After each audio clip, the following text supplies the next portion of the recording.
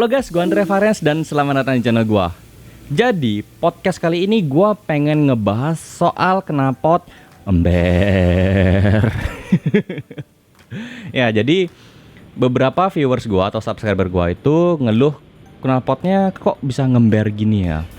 Jujur gue sempat dikirimin beberapa link video knalpot ember ya. Ya jujur aja kok beda-beda definisi ngember atau ember gitu tuh ya. Bener-bener berbeda banget di ininya ya, suara-suaranya itu. Jadi gua masih belum bisa memastikan ngember yang maksud kalian tuh seperti apa. Tapi ini mungkin loh ya, ini mungkin bisa jadi knalpot kalian itu memang ada sedikit problemnya mungkin ya. Karena ada beberapa faktor yang sudah gua tulis di komputer. Dan ya dalam bahasa Bali atau pergaulan di daerah Bali ya, gue sih nggak tahu ngember tuh apakah bakalan sama dengan artinya ngerebet ya. Itu bahasa gua sih ya, bukan bahasa gua sih, bahasa yang ada di Bali itu ngerebet ya. Nah jadi apakah ngember itu sama ngerebet ya, mungkin bisa iya mungkin bisa enggak, tapi gua bakal coba ngebahasin sebenarnya kenapa sih knalpot bisa seperti itu dan ya bagaimana solusinya. Ya gua bakal coba semampu gua ya. Sebelum kita masuk ke pembahasannya, langsung ya kalian untuk subscribe dulu channel ini dan jangan lupa nyalakan lonceng notifikasi di sebelahnya ya. Silahkan like dan share video ini kalau memang kalian suka dan teman-teman kalian yang membutuhkan. Follow juga akun medsos Anda di sini ya, ada Facebook, Instagram, Twitter dan TikTok. Banyak kan? Linknya sudah gua taruh di kolom description yang tulisannya Linktree. Jadi gampang banget kalian klik satu dan banyak informasi kalian bisa dapatkan. Oke? Jadi sebenarnya apa sih yang menyebabkan knalpot itu ember? Ya ini lagi trending topik ceritanya ember gitu ya.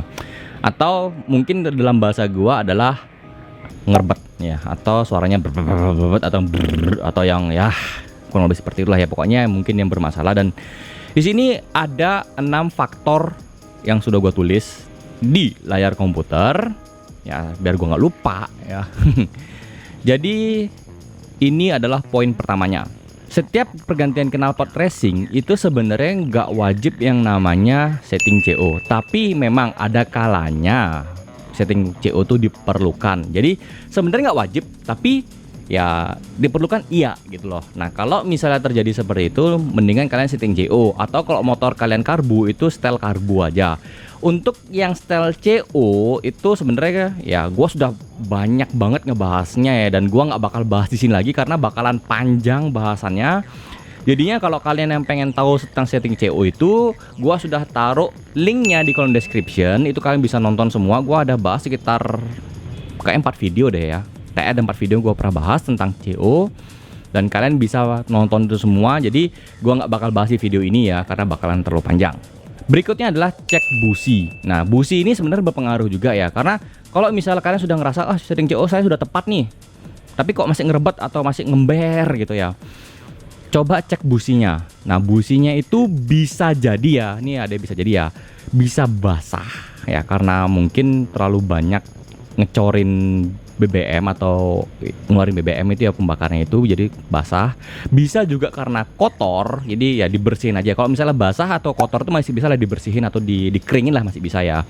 Tapi kalau misalnya karena usia, kan busi itu juga ada umurnya ya, itu lebih baik kalian ganti aja. Terserah kalian mau pakai busi yang standar atau busi yang semi racing. Jangan yang full racing, pokoknya yang semi aja, atau yang ya apa ya, iridium atau apa, terserah kalian. Tapi kalau bisa ya pakai antara yang standar atau yang ya semi racing aja, itu sudah cukup kok. Jadi kalau bukan karena faktor basah atau faktor kering, lebih baik diganti. Tapi kalau misalnya faktor yang basah atau kering, kalian masih bisa bersihkan, atau kalau kalian mau ganti juga terserah.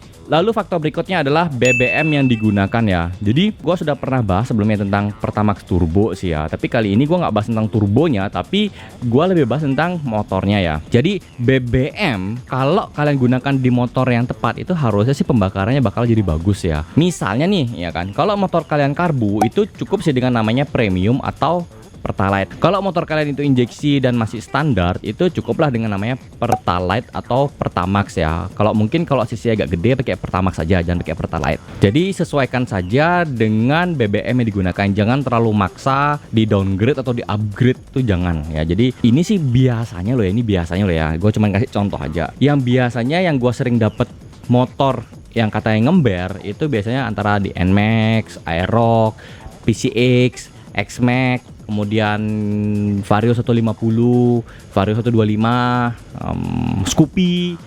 Ya itu cukup aja sih dengan Pertamax saja sih ya. Kalau bisa sih kalau yang sudah injeksi gua saranin sih Pertamax saja sih. Lalu berikutnya adalah, nah ini yang mungkin ya, ini mungkin yang agak lalai dan jarang diperhatikan, yaitu kebersihan dari BBM ya. Kalian beli BBM itu belum tentu 100% bisa bersih banget. Mungkin ya walaupun kalian misalnya Pertamax, tapi mungkin ada sedikit salah pengelolaan, itu mungkin bisa agak kotor.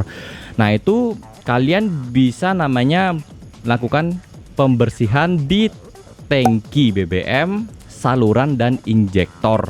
Nah bagaimana caranya? Itu sebenarnya gampang banget.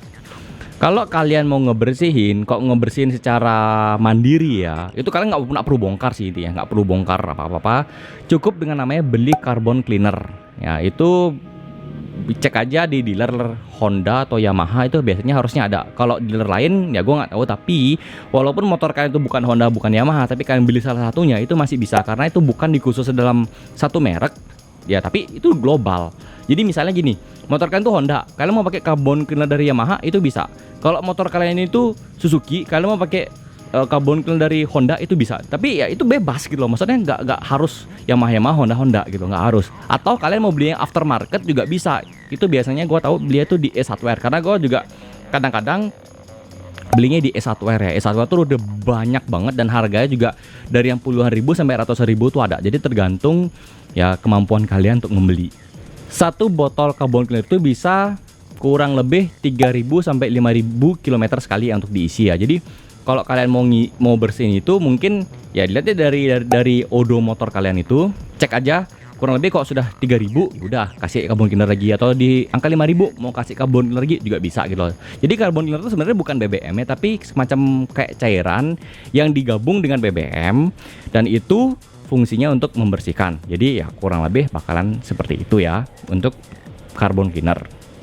Dan itu benar-benar bisa membersihkan, ya memang sih nggak 100% tapi lumayan, atau bisa gue bilang mayoritas bisa membersihkan. Lalu berikutnya adalah, ini mungkin yang agak sedikit lebih dalam lagi bahasanya, yaitu kalian cek aja throttle body, injektor maupun karburator ya. Jadi sesuaikan dengan motor masing-masing.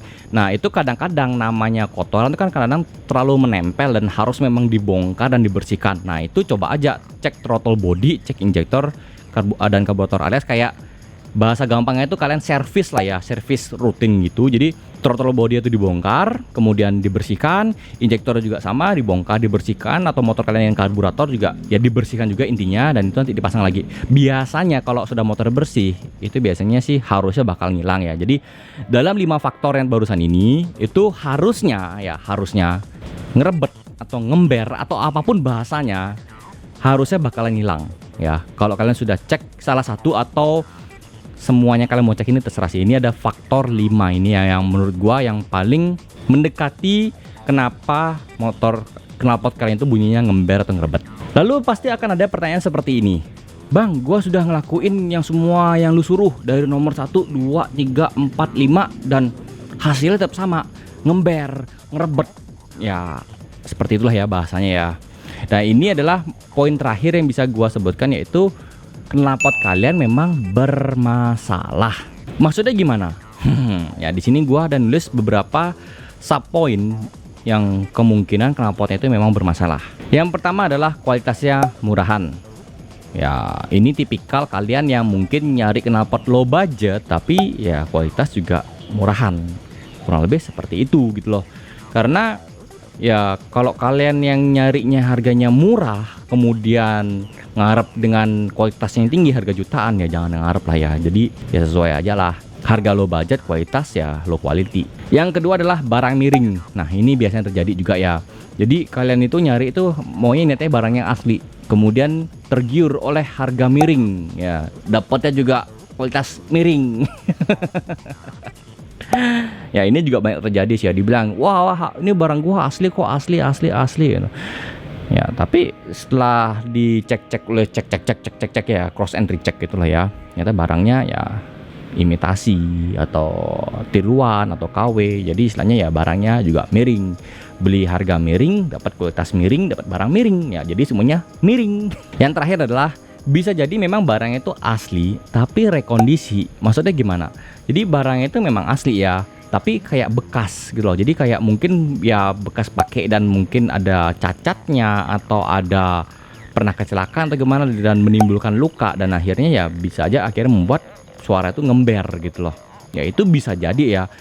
Dan cacat yang bisa gue bilang ini bisa cacat di luar, bisa cacat di dalam, ya kan. Kalau cacat di luar mungkin ya lebih kelihatan ya, tapi kalau cacat di dalam itu bakalan susah, dan kemungkinan adalah ya seperti itu. Jadi kalau memang di poin tadi yang pertama gue sebutin ya, setel CO, cek busi, BBM yang digunakan, kebersihan dari tangki segala macam, dan sudah cek throttle body, injektor, karburetor, bla bla bla, dan masih juga berarti ya sudah poin ke-6, knalpot kalian yang bermasalah. So guys, itu aja bisa gue sharing untuk kali ini. Terima kasih sudah nonton video gue sampai selesai. Gue Andre Farhan, sampai jumpa di video gue berikutnya. Bye bye.